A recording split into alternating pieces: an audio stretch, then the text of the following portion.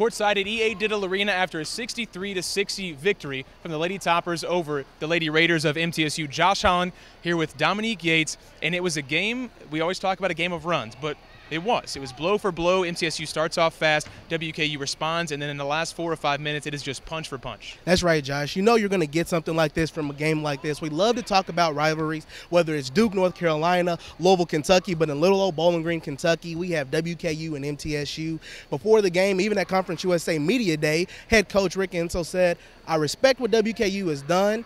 I just don't like him. He does not like red." So you knew this game would be up and down, and it makes it even sweeter for WKU. They're seniors breaking a 12-game losing streak, able to get this win. So overall, impressive performance for both teams. And one of the main reasons that they won this game, 63-60, was points off turnovers. 29-4, the overall advantage for WKU.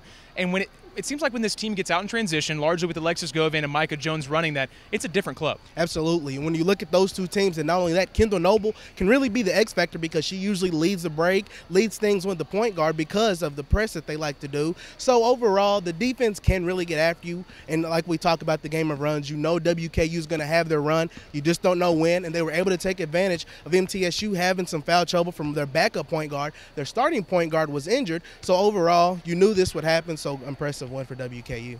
Another thing that Coach Hurd spoke about in the press conference was 23 offensive rebounds. Now, 5 of those came from freshman forward Ivy Brown. We talked to Ivy after the game. She said, you kind of have to feel out what the refs are calling, how they're calling the game, and then respond with physicality, because we talk about blow for blow with runs going. It was body to body the entire game. Yes, they usually prefer the physical games for sure, and usually that the crowd feeds off of, because you see there was times where they didn't like the call, the fans would go nuts, and which like a lot of times you like to see that. And Diddle Arena was really rocking today. So baby, it was cold outside, but it was heating up in Diddle Arena. So I was really impressed to see how this game went.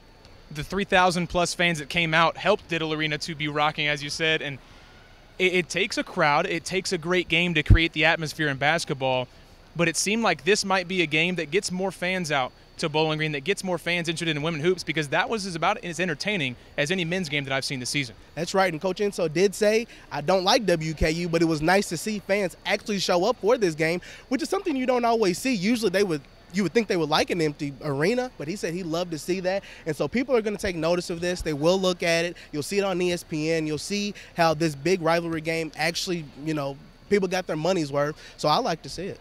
So once again, your score today from EA Diddle Arena, WKU 63, MTSU 60. And that was today's report from the court. I'm Josh Holland. And I'm Dominique Yates. We'll see you next week.